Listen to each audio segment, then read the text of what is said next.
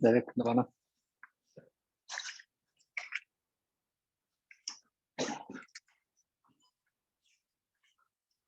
तो कल बड़ी इंटरेस्टिंग बात हुई। मैं आपसे कल बात कर रहा था ना पेपर की, तो बाई चांस मैंने जब मतलब घर जाके देखा तो इस साल जो हमने कल वो क्वेश्चन नहीं किया था टॉर्क वाला, एक ये हिंज फोर्स वाला तो था।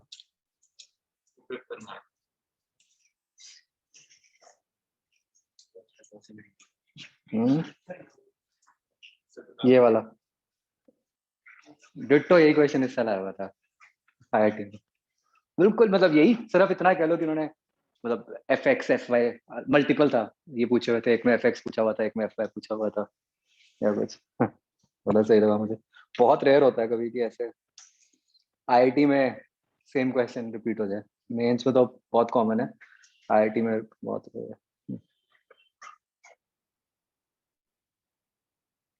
ओके, तो हम बच्चों बात कर रहे थे मोमेंट ऑफ इनर्शिया की, जिसके लिए हमने अभी फिलहाल समझा था कि एक्सिस ऑफ रोटेशन क्या होती है। क्या वो बात सबको क्लियर है, एक्सिस ऑफ रोटेशन? ठीक है, आप हर सिचुएशन में इमेजिन कर सकते हो कि एक्सिस ऑफ रोटेशन का क्या रोल है। ठीक है,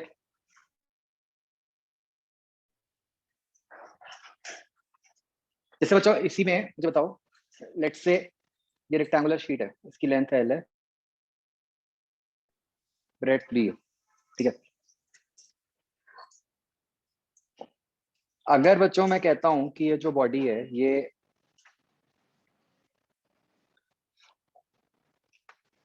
लेट्स से एक्सिस 2 के अबाउट रोटेट कर रही है। ठीक है, अगर ये बॉडी एक्सिस 2 के अबाउट रोटेट कर रही है तो जो ये पॉइंट ए है बच्चों, वो कितने रेडियस में घूम रहा है? सब ये सोच पा रहे हो कि बी रेडियस में जाएगा उसको? ओके, अगर ये बॉडी एक्सिस 3 के अबाउट रोटेट कर रही है तो पॉइंट ए किस रेडियस में घूम रहा होगा? ये सबको क्लियर है? बस आप ये इमेजिन कर सकते हो, बस यही मेन रिक्वायरमेंट है हमारी। ठीक है, कि आपको कि डिफरेंट सिचुएशंस दी होगी and you will be required to understand कि जो अलग अलग पार्टिकल्स हैं वो किस रेडियस में घूम रहे हैं। ठीक है, अगर ये हम विजुलाइज कर पाते हैं बच्चों, तो इसके बेसिस पे जो मोमेंट ऑफ इनर्शिया की डेफिनेशन है, ठीक है, जैसे बच्चों मान लो ये फिगर है ऐसे, ठीक है, ये एक प्लेनर बॉडी है, एक मिनट के लिए मान लो, और जो एक्सिस है, ये जो ब्लू वाला क्रॉस है वो है, मतलब axis is perpendicular to the plane. तो इसके हिसाब से आप ये सोच पा रहे हो कि जो m1 है वो r1 रेडियस में घूम रहा होगा, m2 मास r2 रेडियस में, एंड सो ऑन, राइट? तो जो मोमेंट ऑफ इनर्शिया की जो डेफिनेशन है वो है summation M I R I square, हर पार्टिकल का मास इनटू वो जिस रेडियस में घूम रहा है उसका स्क्वायर, और इस सबको ऐड कर, ये नोट करो बच्चों।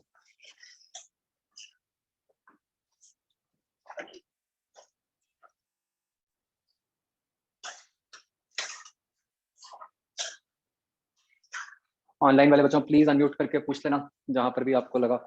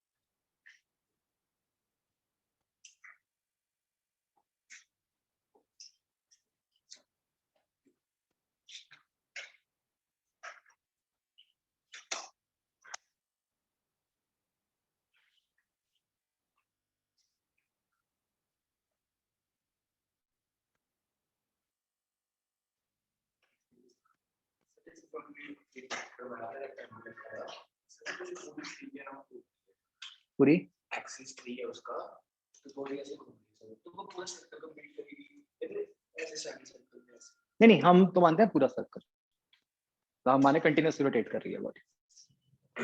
हाँ बच्चों, लिख लिया? ठीक है बच्चों, अगर बाई चांस कभी किसी सिचुएशन में रेडियस विजुअलाइज ना हो, तो उसका शॉर्टकट मेथड क्या है कि आप ऐसे भी याद रख सकते हो कि आर आई जो होता है that is perpendicular distance of mass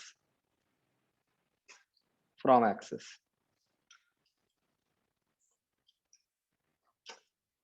ठीक है, एक बार लिखो, मैं आपको ये समझाता हूँ कैसे।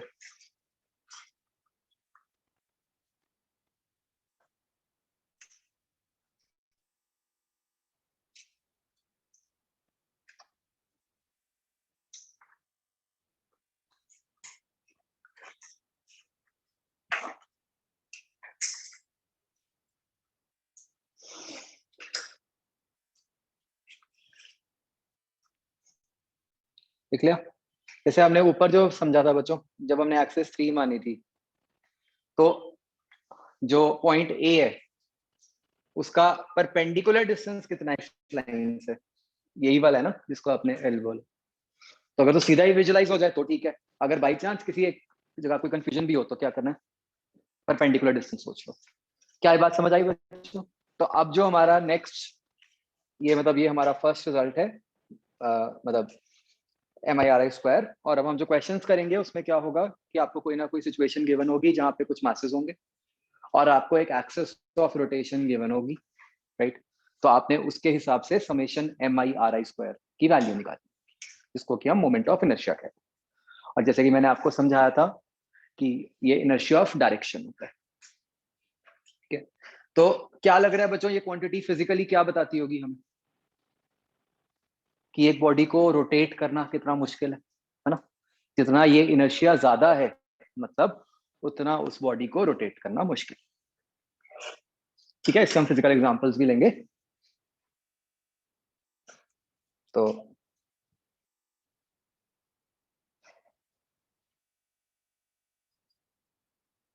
ये बच्चों इग्नोर दिस।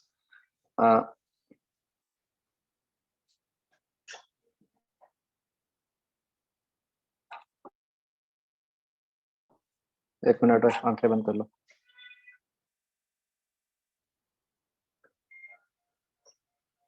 आंसर्स रब कर दो, खोल लो, ऑफलाइन वाला खोल लो।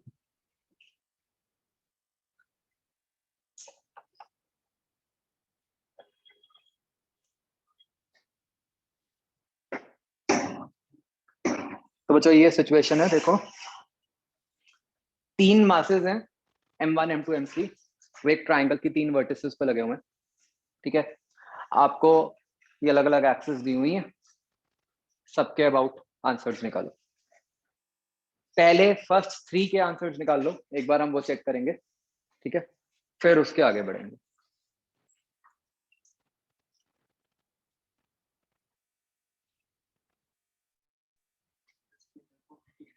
हाँ, स्केलर क्वांटिटी।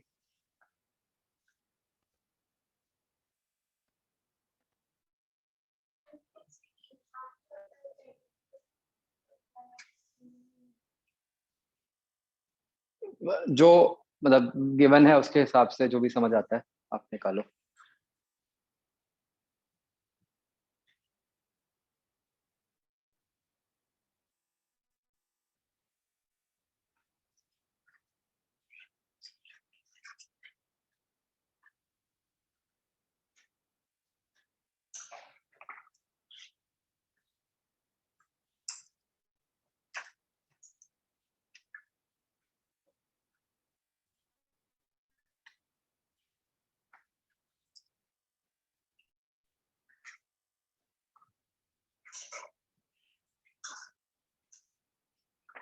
तो जो अगर जो IIT का JEE का पास्ट पैटर्न जो है, अगर मैं उसके हिसाब से बात करूं, ऑल्दो कोई जरूरी नहीं है, जनरली JEE में ऐसा होता है कि जब कभी एक बार आसान पेपर आ जाए तो फिर उसके 3-4 साल तक टफ जाता है पेपर। इस साल आसान आ गया, पर वो बहुत अच्छी बात है। टफ पेपर आना तो बहुत अच्छा होता है, ठीक है। मतलब उसमें सिर्फ आपको उस टाइम पे अपना थोड़ा सा अपने आप को संभालना होता है। बट ये मान लो कि अगर आसान आ गया तो आपकी रैंक ज्यादा पीछे आएगी, गारंटी।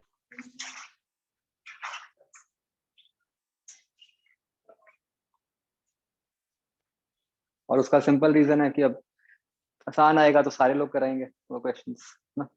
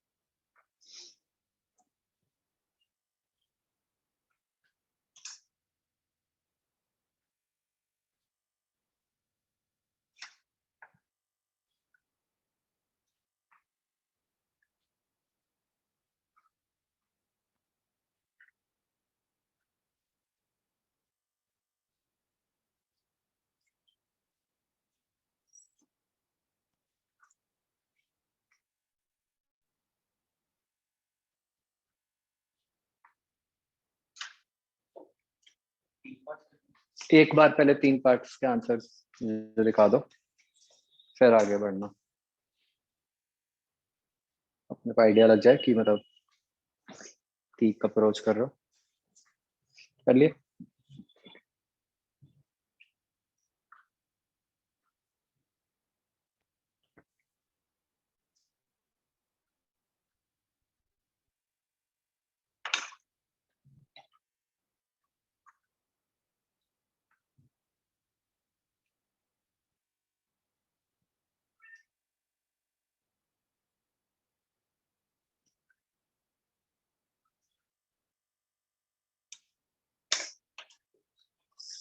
सेकंड गलत है।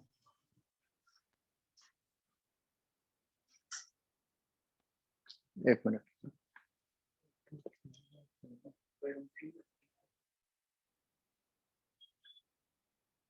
हाँ ठीक है,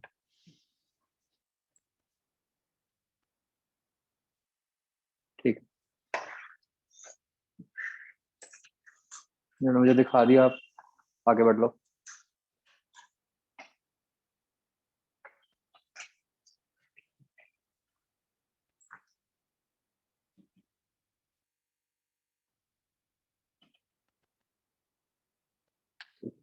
ये क्या चीज है? जेडी केमिस्ट्री एक ही चैप्टर ये आपने प्रिंट किया है सर, इससे पढ़ाते हैं? मतलब आप एक्स्ट्रा पढ़ रहे हैं वैसे इसी से ही चल रहा है आजकल? सर करा रहे।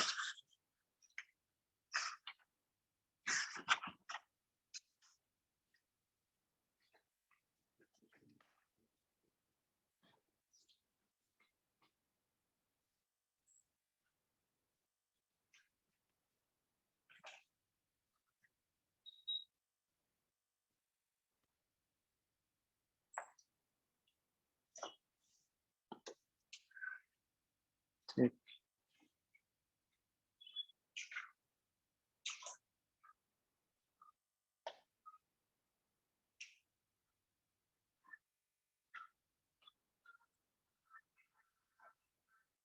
गलत, पहला गलत।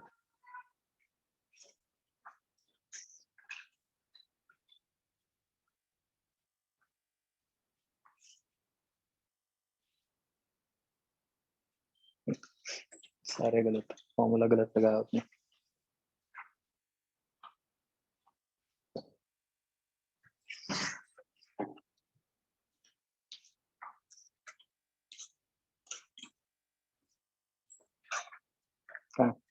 बाकी आंसर सर ये पहले ये एक भी आने चाहिए सेकंड वाला की फर्स्ट वाला कहाँ की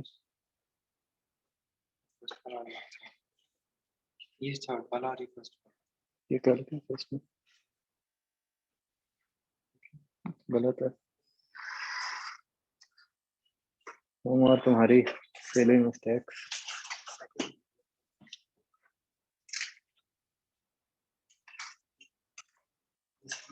कौन सा फर्स्ट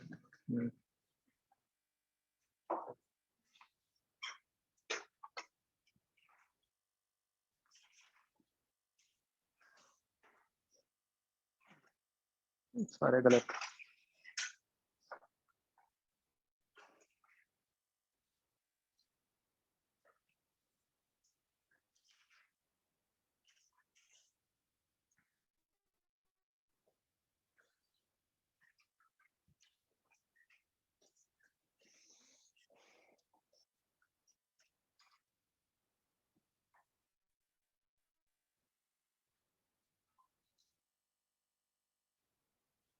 सक्षम सारे गलत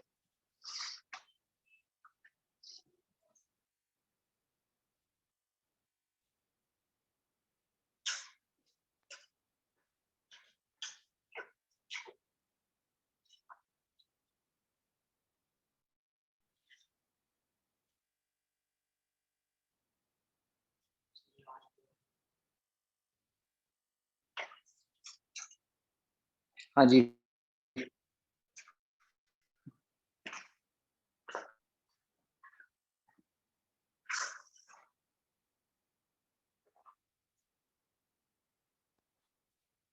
ठीक है देखो भाई क्या करना था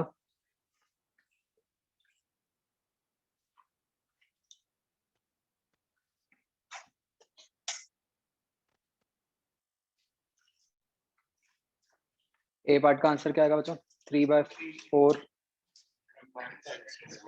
m1 l स्क्वायर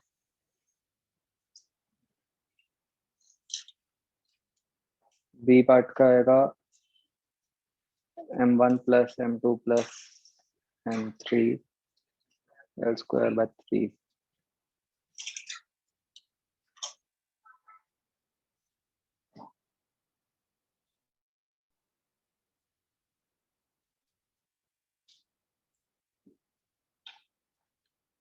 सी का आएगा ये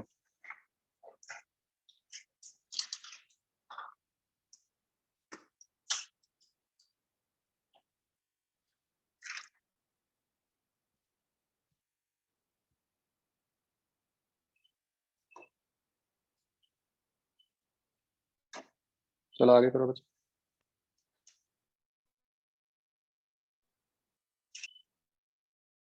इसमें किसी भी पार्ट में सेकंड आपको बस सेंट्रोइड से वर्टेक्स निकालना आना चाहिए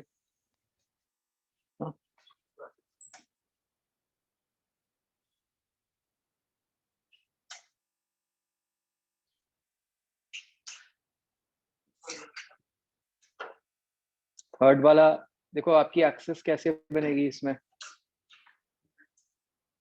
लाइक दिस तो m1 का रेडियस क्या हो गया 0 m2 का क्या होगा l/2 m3 का भी l/2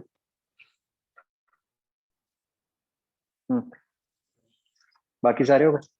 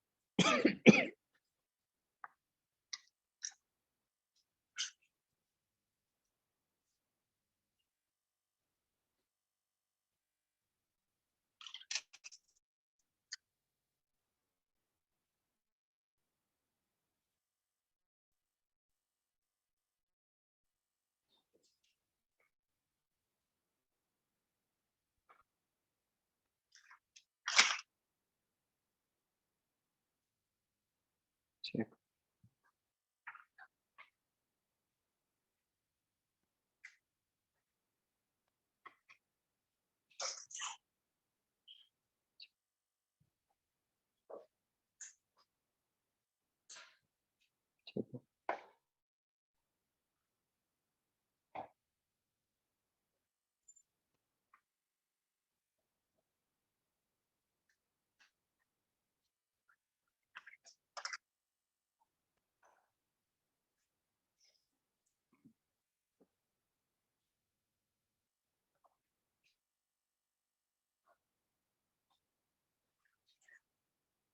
चलो बच्चों करो फटाफट।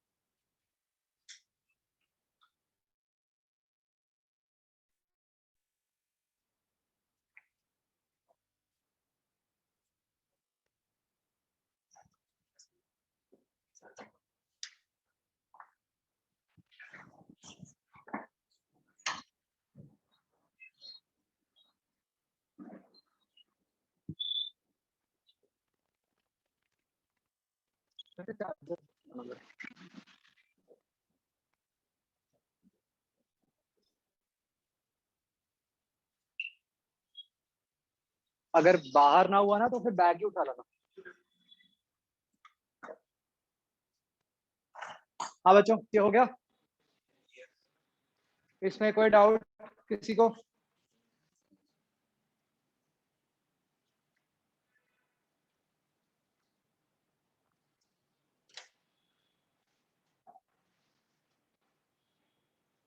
तो ये मतलब स्टैंड अलोन इस पे बेस्ड क्वेश्चंस आ जाते हैं बच्चों बहुत सारे, and it is fairly simple है ना। मतलब वो क्या है, ले दे के क्या याद है या तो रेडियस नहीं भी हो रहा तो क्या करोगे, बस परपेंडिकुलर डिस्टेंस सोच लो, है ना। मतलब इसमें कुछ टफ हो ही नहीं सकता प्रैक्टिकली। क्लियर सो फार? ओके, नेक्स्ट बच्चों हम बात करेंगे moment of inertia of uniform bodies. Just like हमने सेंटर ऑफ पहले डिस्क्रीट मासेस के लिए पढ़ा था, है ना, और उसको फिर हमने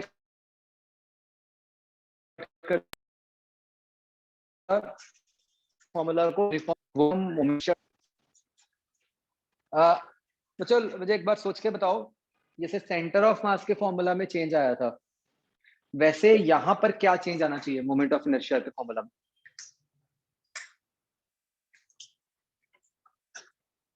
मतलब कैसे वहां पे हमने समेशन को इंटीग्रल में कन्वर्ट किया था, उसको रिकलेक्ट करो और बताओ ऐसे ही यहाँ पर क्या हो जाएगा।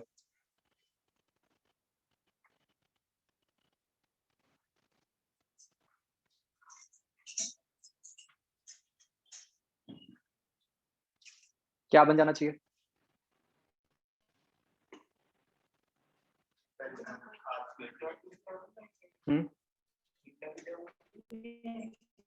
किसकी? थीटा तो डिपेंड करेगा ना सिचुएशन पे कि कैसी ज्योमेट्री है, क्या है। जनरल फॉर्मूला क्या होना चाहिए ये सोचो आप तो।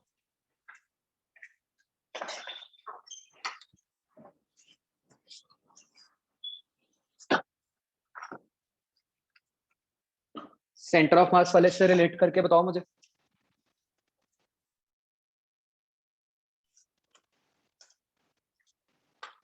भाई सेंटर ऑफ मास वाले फॉर्मूला में हम क्या कह रहे थे कि हर छोटे से मास को, हर पॉइंट मास को उसके कोऑर्डिनेट से मल्टीप्लाई करना।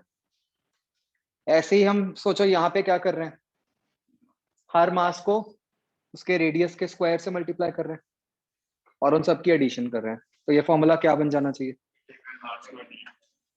बस मास जो छोटा सा मास है उसको क्या बोल दिया, डीएम, है ना। तो बस ये फॉर्मूला अपना क्या बन जाएगा, इंटीग्रल डीएम आर स्क्वायर।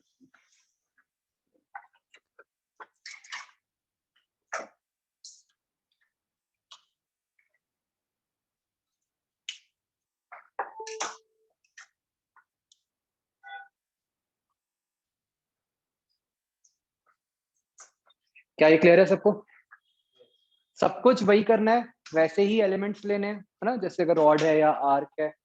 बस फर्क क्या पड़ेगा, पहले आपके इंटीग्रल में समेशन आर डीएम था, अब अपॉन कुछ डिनोमिनेटर में था, यहाँ पे अब क्या बन गया, समेशन डीएम आर स्क्वायर बन गया। ठीक है, तो इसको बच्चों माइंड में रखते हुए आप ट्राई करो कि जैसे ये एक यूनिफॉर्म रॉड है, ठीक है जी,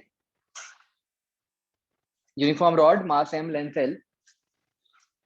ये रॉड देखो बच्चों हॉरिजॉन्टल है, एक्सिस जो है उसके एंड पे है, ठीक है ना, उसके एक एंड पे एक्सिस है। Try to find its moment of inertia.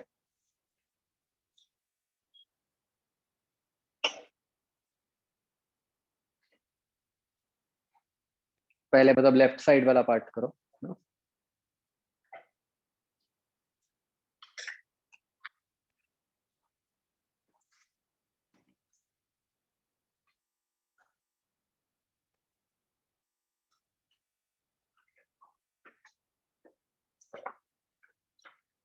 बच्चों अभी देखना मत आप लोग, ठीक है, आईआईटी का पेपर कोई सेंस नहीं होता अभी देख के, ऐसे ही आपको लगे कि हाँ जी ये क्वेश्चन तो मैं कर सकता हूँ और वाह, ठीक है। It is all about the entire situation, right. पूरे 3 घंटे में उस टाइम पे वो पेपर देना, एक स्टैंड अलोन क्वेश्चन को देख के अपने आप को झूठी तसल्ली देना इज स्टूपिडनेस।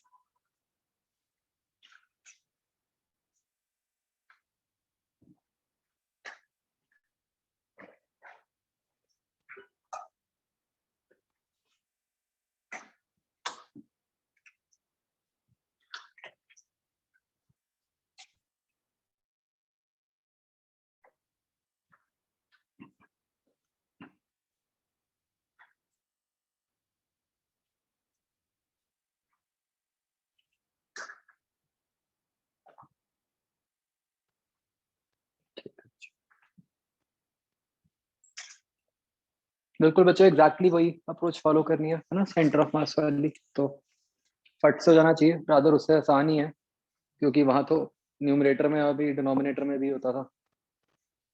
ठीक है, जिनका हो गया बच्चों वो राइट साइड वाला पार्ट ट्राई करो। राइट साइड में क्या है, बेसिकली जो एक्सेस है वो रॉड के पॉइंट पे।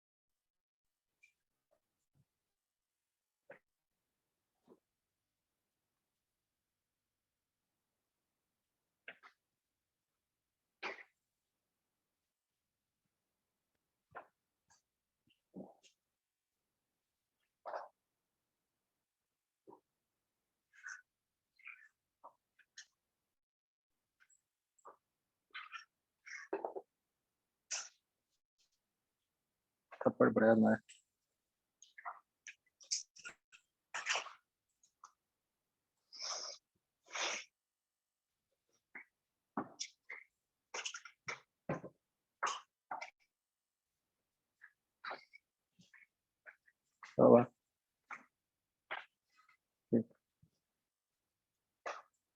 आई थिंक बच्चों बहुत इजी था। क्या करना है भाई, आपका डीएम मास क्या है तो बताइए हमें, क्या है, m/l/dx, है ना। वो कितने रेडियस में घूम रहा है, x, है ना। तो क्या बन गया, m/l/dx x²। x की लिमिट्स क्या डालोगे, 0 से l। तो आपका ये बन जाएगा ml²/3।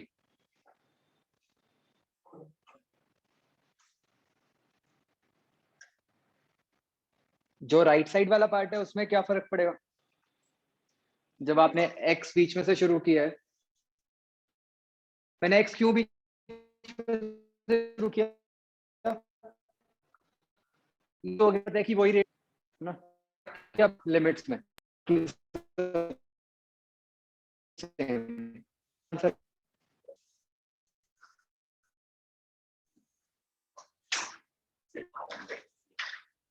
वो भी कर सकते थे।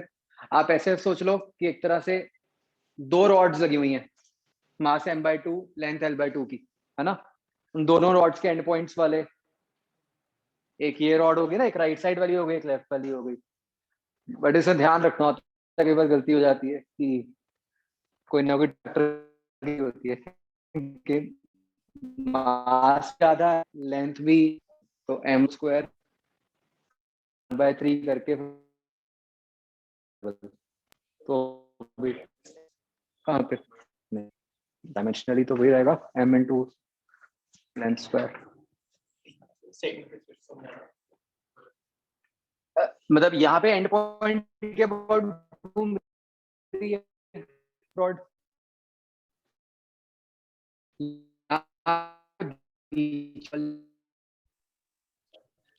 वॉइस बच्चों कट हमने रही है। एक डेमोंस्ट्रेशन दिख रही थी। आप पेन पकड़ो बच्चों अपने हाथ में।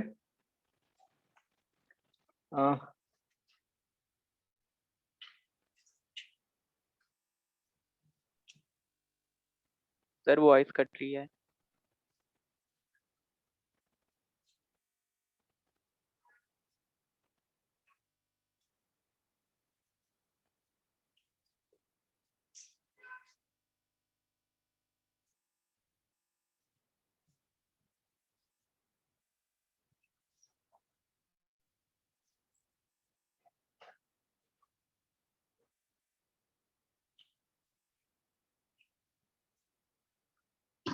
हाँ बच्चों, ऑनलाइन वाले आप भी देखो।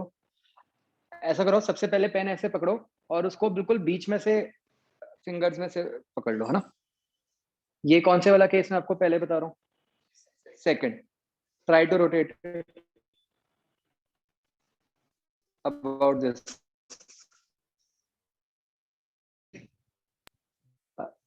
जो मतलब यहाँ पे फर्स्ट था आपका, आप पेन को बिल्कुल अब रोटेट कर। किस केस में मुश्किल? दोबारा बिल्कुल एंड में और एक बिल्कुल बीच में।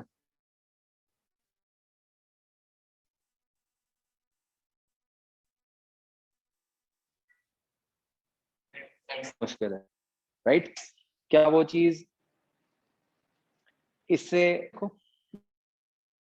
जो हमारा आंसर आया था?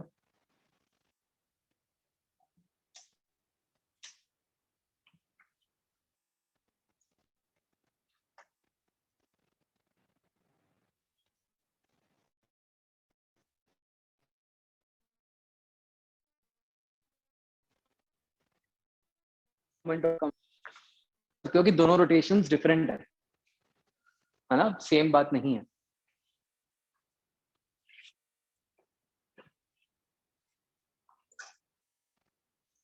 हाँ बच्चों, online is this thing clear to all?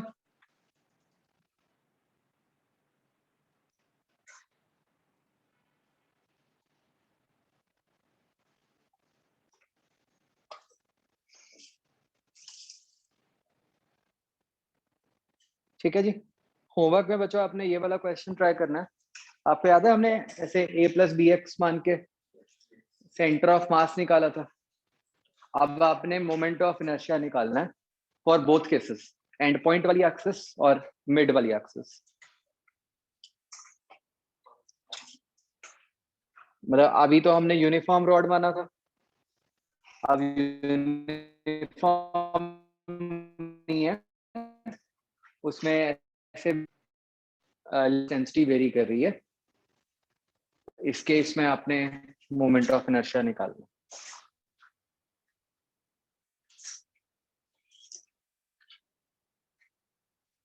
फिर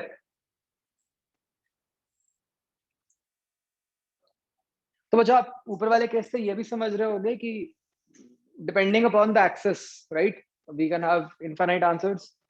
जैसे अभी तो मैंने बिल्कुल एंड पे ली या मिड पे ली, मैं कोई एक पर्टिकुलर डिस्टेंस पे भी ले सकता था, हाँ। तो वो हम देखेंगे, मतलब वो जरूरत नहीं पड़ती हमें, हमारा काम इतने से चल जाता है, we just realise later on. और एनीवेज हमें मेथड तो समझ आई गया कि किसी भी सिचुएशन में कैसे कैलकुलेट करना है।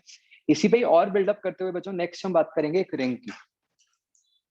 ठीक है, मान लो ऐसे एक रिंग है। ट्राई करो बच्चों, जो एक्सेस है uniform ring, mass M radius R, जो एक्सेस है बच्चों वो उसके सेंटर पे है and it is perpendicular to the plane. ठीक है ना, मतलब रिंग आप सोचो इन द प्लेन रोटेट कर रही है सेंटर के अबाउट। तो बच्चों मतलब मैं आपको ये हिंट दे रहा हूँ, यहाँ पे इंटीग्रेशन जरूरी नहीं है, बिना इंटीग्रेशन के भी हो सकता है। देखो क्या आंसर बनेगा।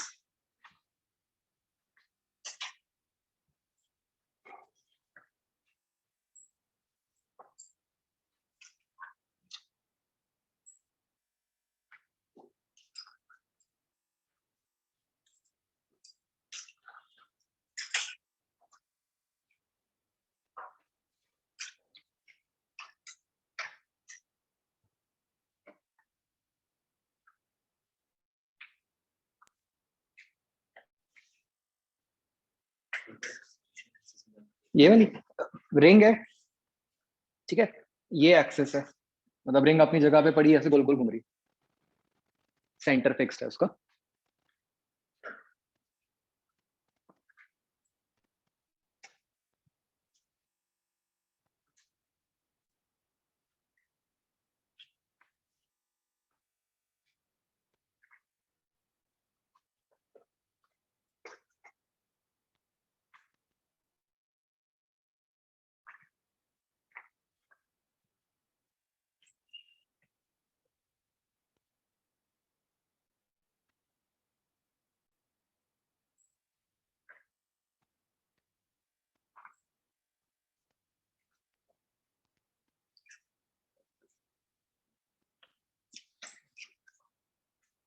पिछले क्वेश्चन में अगर हमने किसी एक एंड से लेके चलना है तो, और अगर हम आर को वेरिएबल मान तो ऐसे करेंगे।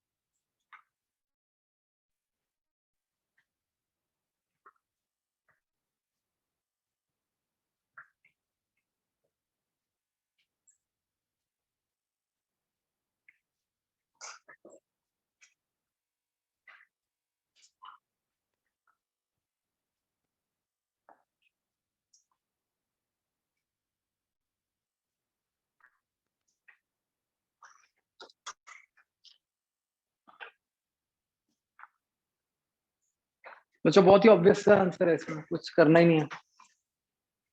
क्या बनेगा बताओ? M R square. क्यों? मतलब सारे पार्टिकल्स रेडियस आर में घूम रहे हैं, तो आप जब करोगे m1 R square plus m2 R square plus m3 R square, तो वो कर कर आके क्या बन जाएगा? एम आर स्क्वायर ही बन जाएगा। क्या बच्चों, यहाँ यूनिफॉर्म या नॉन यूनिफॉर्म दोनों केसेस में ही एम आर स्क्वायर आएगा? क्यों? आर तो सेम ही है ना, आप तो m1 plus m2 plus m3 add कर रहे हो, तो वो टोटल मास m बन जाएगा। Let all.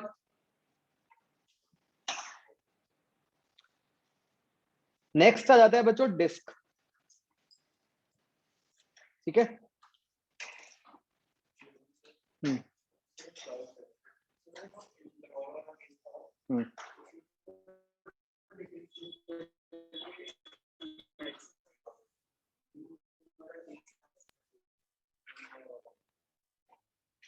मतलब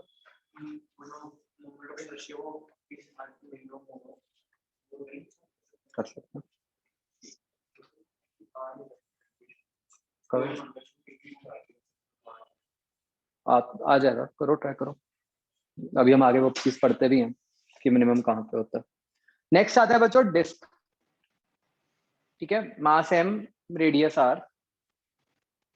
इसका बच्चों देखो मैं आपको एक केस करके दिखा रहा हूँ, इससे आपको थोड़ा सा वो जो आर्क एलिमेंट है उसका और आइडिया लग जाएगा। हम बच्चों क्या करते हैं, देखो मुझे डिस्क का मोमेंट ऑफ इनर्शिया निकालना है, एक्सिस फिर से क्या है, सेंटर के अबाउट परपेंडिकुलर टू प्लेन, ठीक है। क्या इस केस में बच्चों, जैसे पिछला रिंग वाला केस था, क्या यहाँ पर भी सारे पार्टिकल सेम रेडियस में ही ट्रैवल कर रहे हैं? नहीं, डिस्क के कुछ पार्टिकल्स का रेडियस कम है, कुछ का ज्यादा है, यहाँ तो वेरी कर रहे हैं। तो हम बच्चों क्या करते हैं, हम अपनी डिस्क को देखो इस तरीके से किसी भी x डिस्टेंस पर एक छोटी सी रिंग में ब्रेक कर देते हैं जिसकी थिकनेस है dx। क्या आप ये सोच पा रहे हो? ये एक रिंग बन गई x रेडियस की, और उसकी वजह थिकनेस क्या हो गई? dx हो गई, राइट?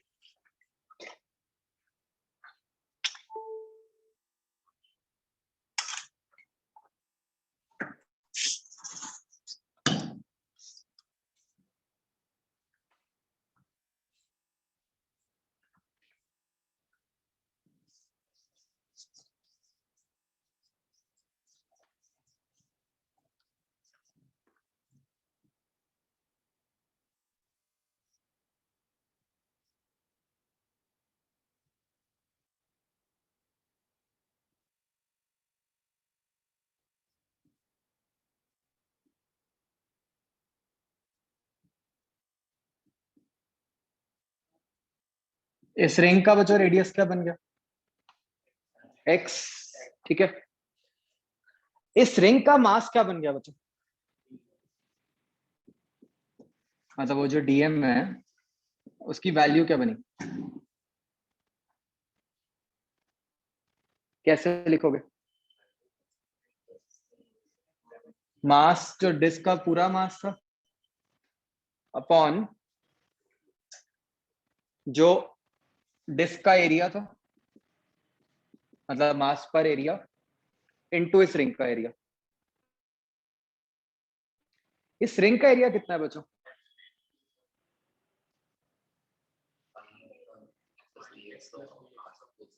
देखो बच्चों, इसको ना आप दो तरीके से निकाल सकते हो, ठीक है। एक मेथड तो ऐसा है, आप सोचो, जस्ट इमेजिन कि आपने इस रिंग को किसी एक जगह से कट किया, ठीक है, और कट करके आपने उसको खोल दिया,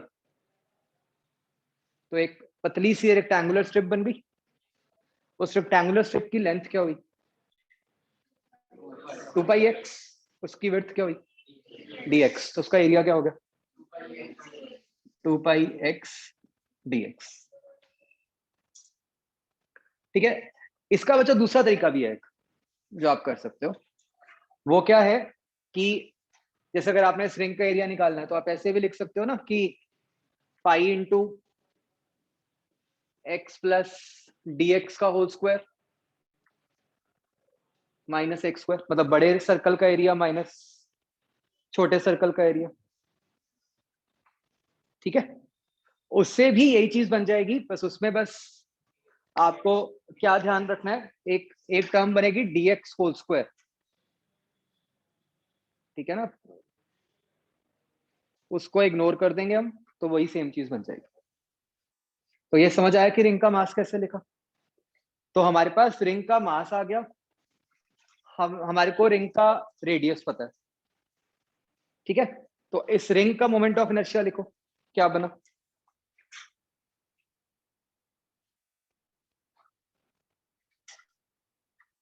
तो बच्चा आप एक बात समझो कि एक तरह से हमने क्या किया है, जैसे अभी तक हम रॉड को ब्रेक करते थे, है ना, हम एक आर्क को ब्रेक करते थे, अब हमने डिस्क को ब्रेक कर दिया, किसमें? रिंग में। और मैंने डिस्क को रिंग में ही क्यों ब्रेक किया? क्योंकि रिंग के बारे में मुझे पता था, रिंग की प्रॉपर्टीज पहले ही पता।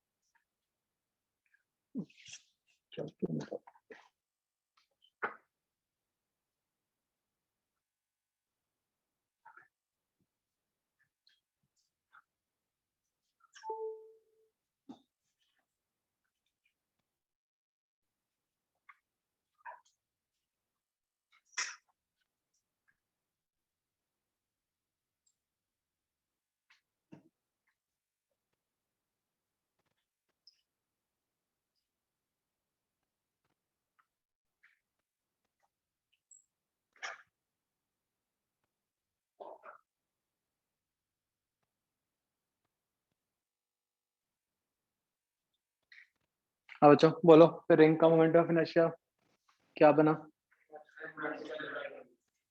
रिंग का तो dm उसका मास इनटू आर स्क्वायर ही होता है ना। तो अगर हम सारी रिंग्स के मोमेंट ऑफ इनर्शिया को ऐड कर देंगे उससे क्या बन जाएगा? डिस्क का ऐड करने का क्या मतलब होता है? इंटीग्रेशन।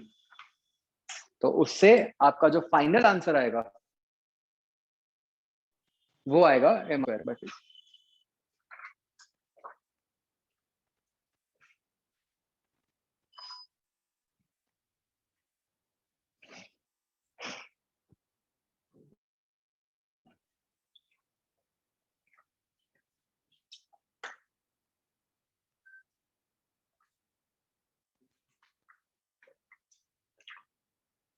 क्या ये समझ आ गया बच्चों सबको कि डिस्क का उसके सेंटर के अबाउट जो मोमेंट ऑफ इनर्शिया है दैट इज mr²/2। एक बार सोचकर बताओ मुझे ये आंसर मतलब mr² से छोटा क्यों आया रिंग वाले केस से?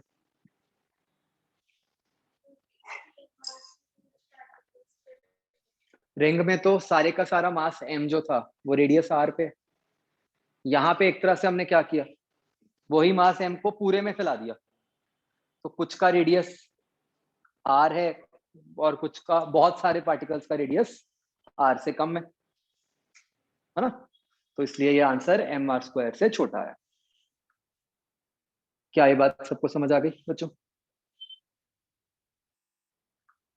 मेथड समझ आया? क्या किया हमने? हमने डिस्क को रिंग्स में ब्रेक करके निकाल दिया।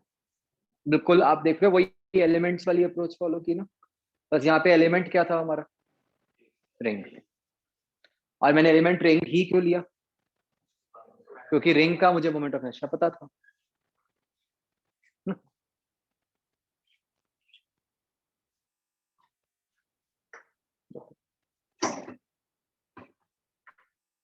नेक्स्ट होता है बच्चों हॉलो स्फीयर, मास m रेडियस r। ये बच्चों आपने इसको एक बार घर, इसको कैसे आप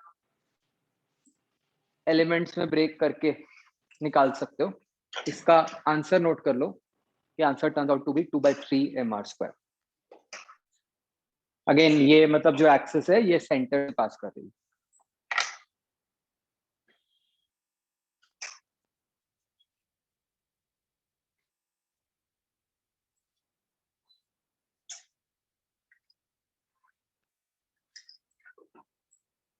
इसका मैं आपको हिंट दे रहा हूं कि कैसे कट कर सकते हो।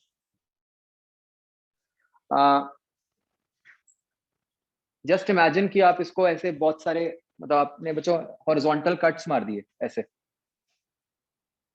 तो बहुत सारी पतली पतली रिंग्स बन जाएंगी है ना। तो एक तरह से आपने उन सारी रिंग्स के मोमेंट ऑफ इनर्शिया को ऐड करना। ठीक है, ट्राई करना। ये लिख लिया बच्चों? नेक्स्ट आता है बच्चों बिल्कुल सेम सिचुएशन, बस हॉलो की जगह सॉलिड स्फीयर हो गया। उसका मोमेंट ऑफ इनर्शिया आता है 2/5 mr²। बच्चों एक्सेस का बहुत ध्यान रखना है ना, जैसे मैंने आपको पहले बोला without axis moment of inertia has no meaning. तो मैंने एक्सेस कौन सी बनाई है? डायमीटर वाली।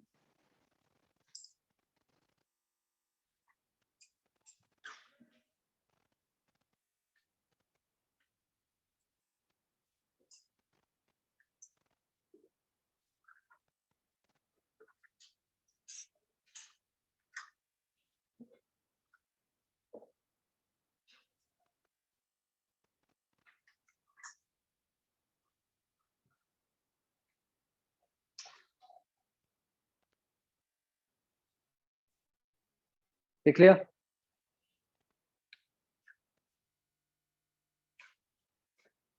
तो ये सॉलिड स्फीयर को बच्चों आप कैसे ब्रेक कर सकते होगे? अगर तो आप बहुत सारे हॉरिजॉन्टल कट्स मारो तो क्या बन जाएंगी? डिस्क्स बन जाएंगी। और आप ये सोच रहे हो कि आप सॉलिड स्फीयर को बहुत सारे हॉलो स्फीयर्स में ब्रेक कर सकते हो ऑफ इंक्रीजिंग रेडियस। मानते हो बच्चों? हाँ? तो दोनों ही तरीके से निकाल सकते हो ये ग्रामर स्क्वायर, जो कि आपने ट्राई। ठीक है बच्चों?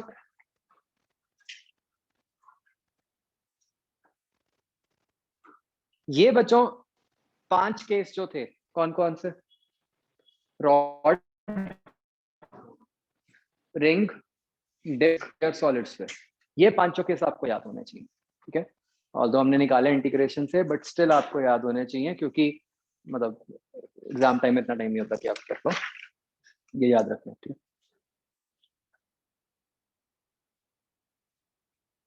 नेक्स्ट होता है बच्चों रेडियस ऑफ गायरेशन। ये एक टर्म है बस सिंपल सी, क्या है? It is root of I upon M.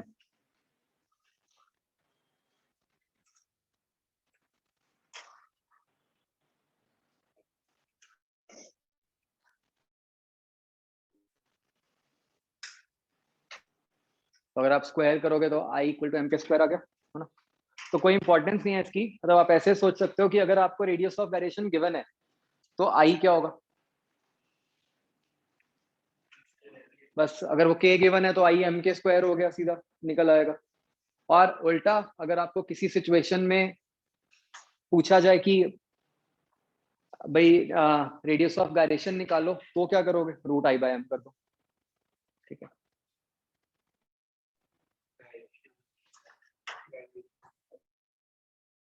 Gyration का मतलब होता है एक तरह से इफेक्टिव रोटेशन, सारा मास प्रैक्टिकली कितने तरह से ये निकालना चाह रहा है, इसीलिए मोमेंट के स्क्वायर कर दिया ना सीधा सीधा।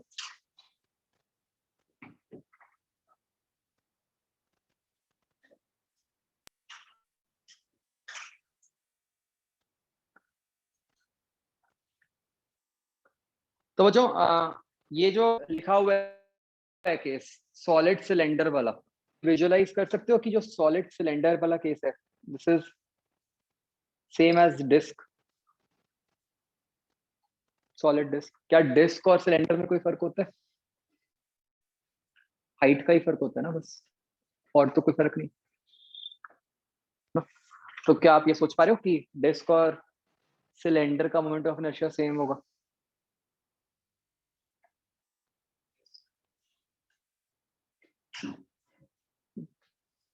ध्यान से सोच लो,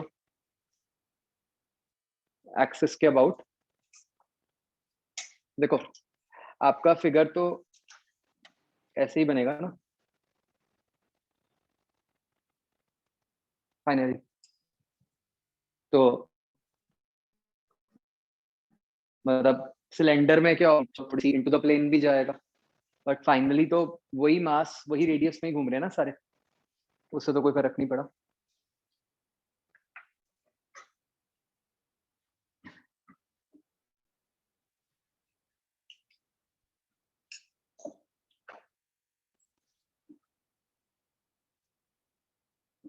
ये बात तो जो क्लियर हो गई सबको? ठीक है? तो अब बच्चों क्या होता है, भाई हमने ये तो समझ आ गया कि ऐसे आप इंटीग्रेशन करके मोमेंट ऑफ इनर्शिया निकाल सकते हो। अब मोमेंट ऑफ इनर्शिया तो हर एक्सेस के अबाउट अलग भी है, ये भी है, तो हर बार तो इंटीग्रेशन करना इज नॉट दैट कन्वीनियंट।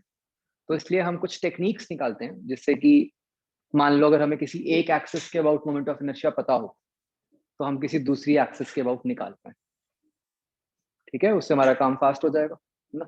इसीलिए मैंने आपको ही पहले बोला भी था कि ये वाले हम याद रखते हैं, क्योंकि हम कुछ ऐसे मेथड्स निकाल लेते हैं कि अगर वो वाले पता हो तो बाकी तो हम उनके बेसिस पे निकाल लेते हैं। ठीक है, तो first such result is perpendicular axis theorem. तो जैसे कि आप देख सकते हो कि ये थ्योरम है ना, तो ये एक मैनमेड चीज है जो हम जिसके बेसिस पे मतलब बस अपना काम आसान कर देगी हमारा, राइट?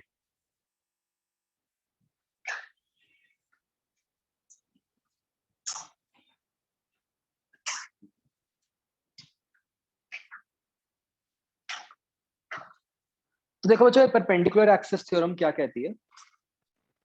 मान लो आपके पास बच्चों ऐसे एक ये कोई प्लेनर बॉडी है, ठीक है, मतलब ये इमेजिन करो एक शीट है कोई, ठीक है। इस शीट पे एक पॉइंट P, ठीक है, तो वहां पे एक हमने बना दी एक्स एक्सिस नॉर्मली जो होती है इसी प्लेन में, एक हो गई वाई और एक हो गई जेड एक्सिस जो आउट ऑफ प्लेन। समझ आ रहा है? जेड एक्सिस तो परपेंडिकुलर है ना, ये फिगर समझ आ रहा है मैंने क्या किया? एक प्लेन बना दिया, ये अजीब सी शेप का शीट, इसके ऊपर एक्स वाई जेड एक्सिस दिखा दी, जहां पे कि एक्स और वाई आप देख सकते हो इस प्लेन के अंदर है और जेड एक्सिस जो है वो इस प्लेन के बाहर है। ठीक है, एक बार ये फिगर ड्रॉ करो बच्चों। और वो रेड क्या डिनोट कर रहा है? हमने इस शीट के ऊपर कोई भी एक पॉइंट ले लिया जिसके कोऑर्डिनेट्स दे दिए एक्स आई कॉमा वाई आई।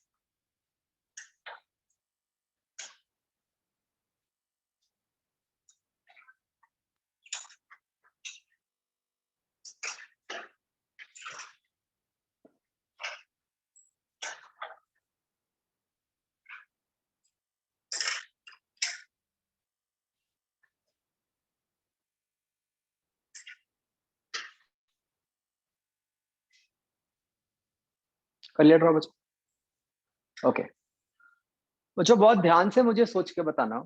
मान लो अगर मैं axis of rotation x axis मान लूं, ठीक है, अगर मैं axis of rotation x axis मानता हूं तो ये बॉडी कैसे रोटेट कर रही होगी? मतलब प्लेन से बाहर आ रही होगी, है ना? उसका ऊपर वाला पार्ट मान लो प्लेन से बाहर आ रहा है, नीचे वाला पार्ट मान लो प्लेन के अंदर जा रहा है। तो वो जो पॉइंट P है वो कितने रेडियस में घूम रहा होगा बच्चों? ध्यान से बताओ, कितने रेडियस में घूम रहा है वो? वाई आई में घूम रहा है, मानते हो?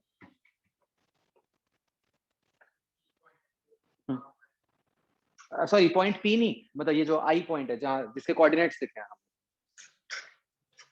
तो वो पॉइंट आपका वाई आई रेडियस में घूम रहा होगा, मानते हो? तो अगर मुझे इसका आई एक्स लिखना होता बच्चों, वो summation of M I Y I square होता। मानते हो सर? ये लिखो एक बार।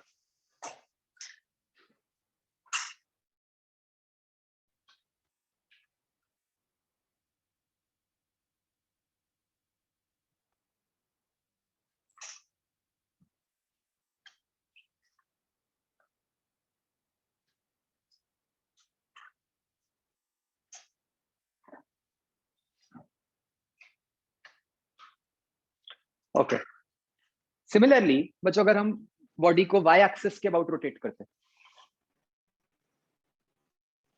तब जो पॉइंट आई है हमारा जिसके हमने कोऑर्डिनेट्स लिखे हैं, वो कितने रेडियस में घूम रहा होता? एक्स आई, मानते हो? तो similarly I could have written कि I Y is equal to summation M I X I square.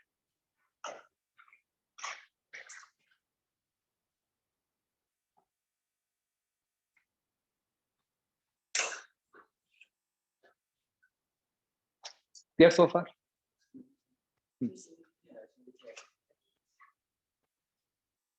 अगर बॉडी एक्स एक्सिस के अबाउट घूम रही है तो ये जो आपका पॉइंट है वो कैसे घूम रहा है? इस तरह से, तो उसका रेडियस क्या हुआ? इसका एक्स एक्सिस से परपेंडिकुलर डिस्टेंस क्या हुआ, है ना? क्लियर सो फार? अब बच्चों मान लो बॉडी जेड एक्सिस के अबाउट घूम रही है,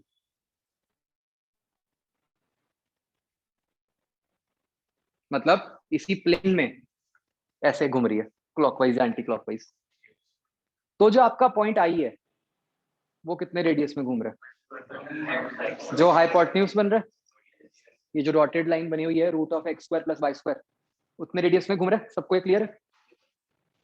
तो जो आपका आई जेड है वो बन गया एम आई इंटू, जब उसका स्क्वायर करेंगे तो x I square plus Y square बन गया।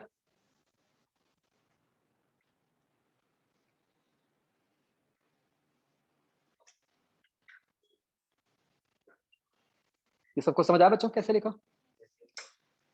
तो यहां बच्चों अगर अब मैं आखिरी वाले को ब्रैकेट खोल के समेशन सेपरेट आउट करूं तो ये क्या बन गया, summation M I X I square plus summation M I Y square I X plus I.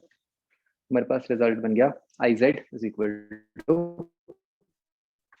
I X plus I Y. This is our perpendicular axis theorem.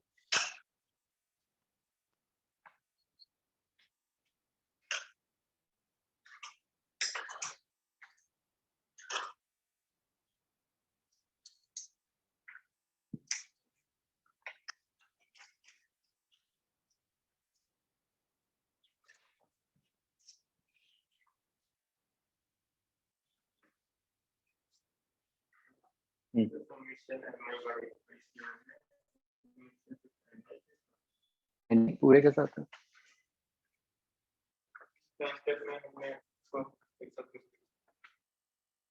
कैसे?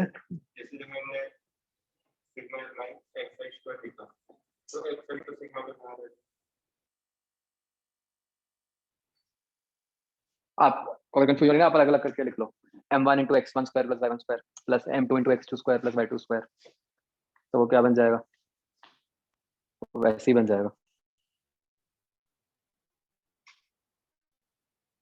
ठीक है, तो बच्चों ये हमारा परपेंडिकुलर एक्सिस थ्योरम बन गई। यहाँ पे बच्चों दो बातों का बहुत ही ज्यादा ध्यान रखना है। ठीक है, मतलब ये रिजल्ट देखने में बहुत सिंपल है। देखो बच्चों, सबसे पहली बात का जो ध्यान रखना है वो ये है कि ये रिजल्ट जो आपका है वो सिर्फ प्लेनर बॉडी के ऊपर अप्लाई है। ठीक है, you can not apply on a sphere और अ सिलेंडर, क्योंकि ये 3D बॉडीज होगी। समझते हो? दूसरी बात, हम ना बस अगर ये याद रख लेते हैं I Z is equal to I X plus I Y, तो हम ये भूल जाते हैं एक्स वाई एक्सिस की क्या इंपॉर्टेंस है। ये एक्स वाई कौन सी थी, जो बॉडी के प्लेन में लाई करती। क्वेश्चन में वो क्या करते हैं जान के, एक्सिस चेंज कर देते हैं। ठीक है ना, हम रिजल्ट यही याद रख लेते हैं। तो इट इज नॉट कि आप कोई भी दो एक्सिस का सम इक्वल टू तीसरी एक्सिस का सम कर सकते हो। आप कौन सी दो एक्सिस का सम इक्वल टू तीसरी एक्सिस का सम कर सकते हो, जो प्लेन के अंदर दो परपेंडिकुलर है।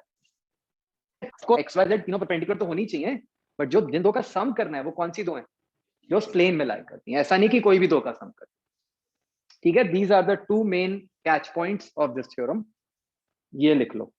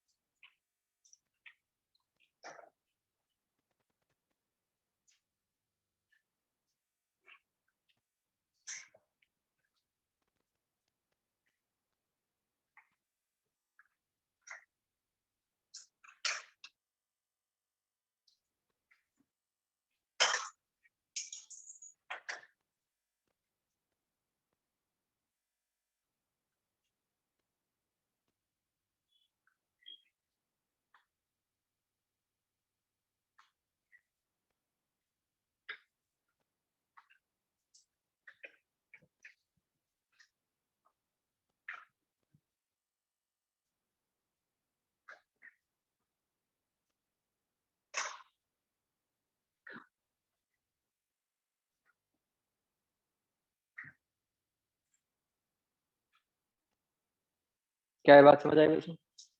ठीक है, तो देखो बच्चों, इसको हम कैसे अप्लाई कर सकते हैं। जैसे इसकी एक जो बड़ी कॉमन एप्लीकेशन है वो ये है बच्चों कि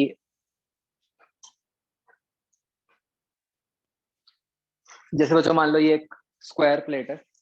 ठीक है, मैंने तीन एक्सिस दिखाई हुई हैं, इनफैक्ट चार दिखाई हुई हैं। अगर आप देखो 1 2 3 4 एक्स, ये चारों एक्सिस बच्चों इसके प्लेन में ही है। ठीक है, दो मतलब दो तो परपेंडिकुलर है एक तरह से, मतलब दो साइड्स के पैरेलल हैं, दो डायगोनल्स के अलॉन्ग है।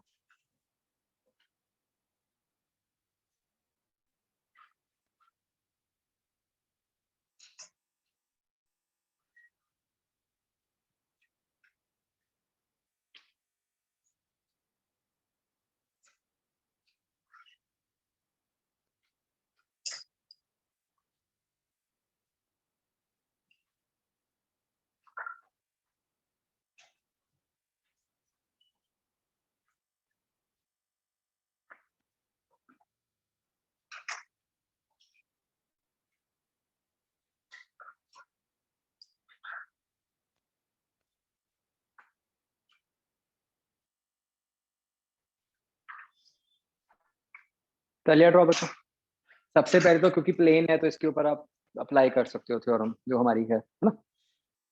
अब देखो बच्चों यहाँ पे हम क्या मतलब कैसे यूज कर सकते हैं। तो जो मुझे ध्यान से सोचकर बताओ, क्या I1 और I2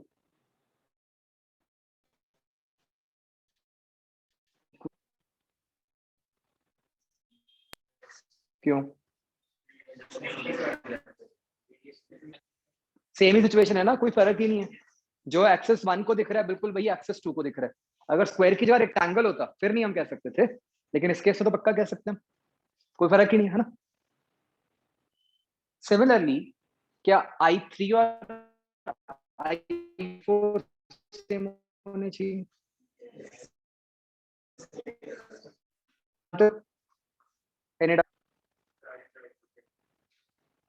ये एक्सेस के अबाउट मोमेंट ऑफ इनर्शिया, मतलब I4 का क्या मतलब, ये एक्सेस है, मतलब ये ऐसे घूम रहा है उसके अबाउट टेढ़ा। आई बात समझ? तो हमें एक तो ये समझ आ रहा है कि I1 is equal to I2 और I3 is equal to I4, correct. अब बच्चों क्या मैं ये कह सकता हूँ कि ये ऊपर वाली थ्योरम लगा के कि I1 plus I2 is equal to IZ, जहाँ पे Z बेसिकली कौन सी एक्सेस होगी, ये इनके परपेंडिकुलर आउट ऑफ प्लेन, कह सकता हूँ कि I1 plus I2 is equal to IZ by perpendicular axis theorem. क्या मैं उसी परपेंडिकुलर एक्सिस थ्योरम से ये कह सकता हूँ कि I3 plus I4 is also equal to IZ? भाई 3 4 परपेंडिकुलर एक्सिस हैं बॉडी के प्लेन में, जो Z एक्सिस है वो उनके परपेंडिकुलर है आउट ऑफ प्लेन। तो I1 प्लस I2 भी इक्वल टू IZ है, I3 प्लस I4 भी इक्वल टू IZ है, मानते हो? राइट।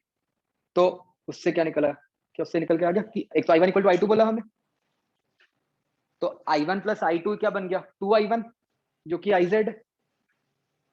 सिमिलरली 2I3 जो होगा वो भी IZ हो गया। तो इससे क्या प्रूव हो गया, I1 equal to I2 equal to I3 equal to I4।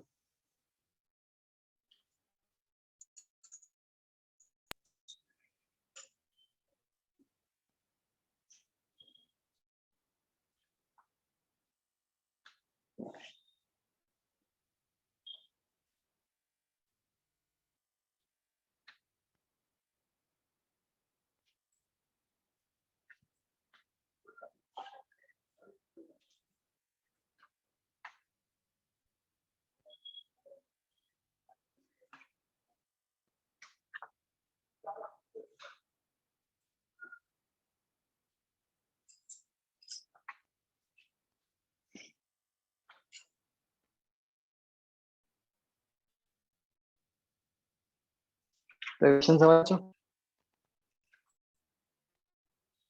हमने यहाँ पे कुछ नहीं किया, राइट। हमें ये नहीं निकाला कि कौन सा मोमेंट ऑफ इनर्शिया कितना है, बट हम ये बता पाए विदाउट एनी सॉल्विंग कि I1 इक्वल टू I3 है। मतलब I1 इक्वल टू I2 तो बच्चों चलो बहुत ऑब्वियस था, but I1 equal to I3 तो हम किसी भी तरीके से ऐसे विजुअलाइज नहीं कर सकते थे, है ना। कैलकुलेट करके निकालना भी बहुत कॉम्प्लिकेटेड हो जाता इंटीग्रेशन से, इससे एकदम से निकला।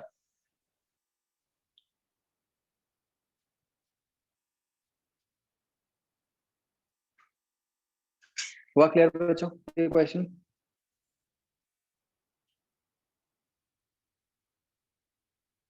बढ़े आगे बच्चों। बिल्कुल ऐसे ही सोचते हुए बच्चों, मान लो ये सिचुएशन है, ये एक रिंग है, मास m, रेडियस r, I1 क्या होगा?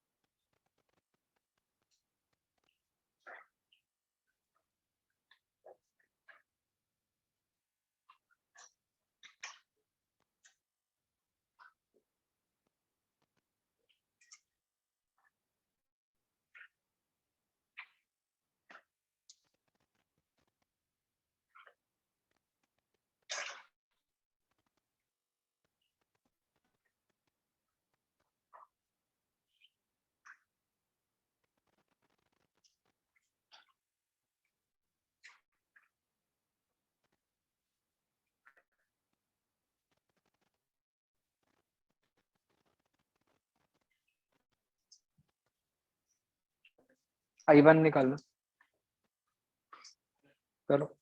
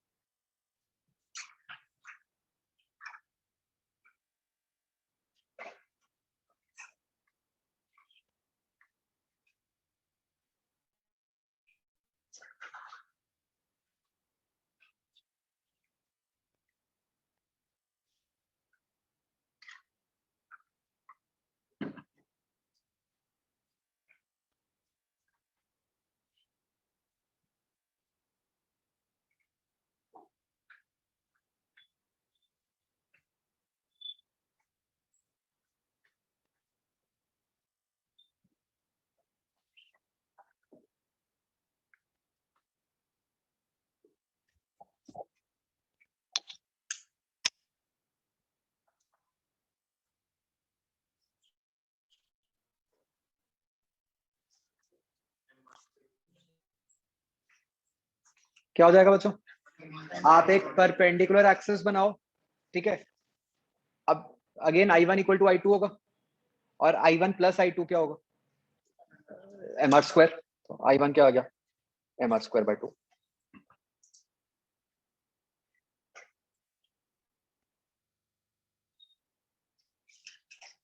अंडरस्टूड? तो कैसे आप देख रहे हो कि इस थ्योरम की बिना इंटीग्रेशन के और डिफरेंट एक्सिस के मोमेंट ऑफ इनर्शियाज निकाल पा,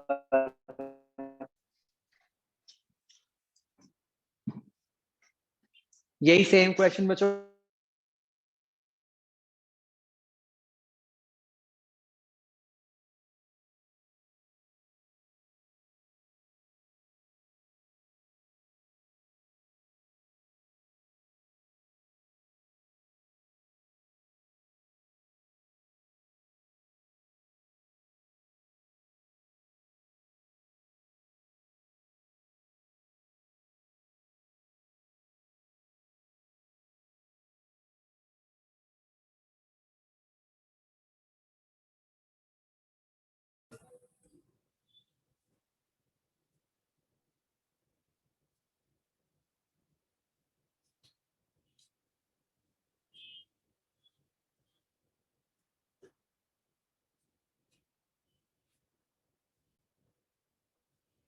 हाँ बच्चों, ये क्वेश्चन आपको आ गया समझ? बिल्कुल क्लियर है?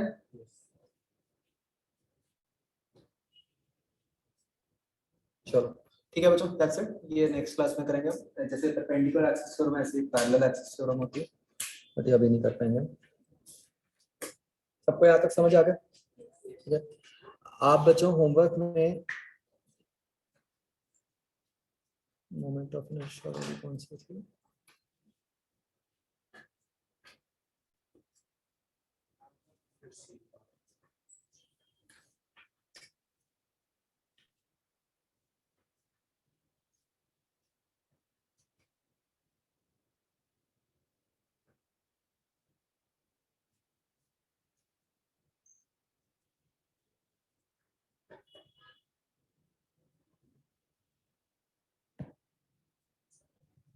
तो आपने होमवर्क में 01 का सी पार्ट करना है, ठीक है? चलो ओके बच्चों।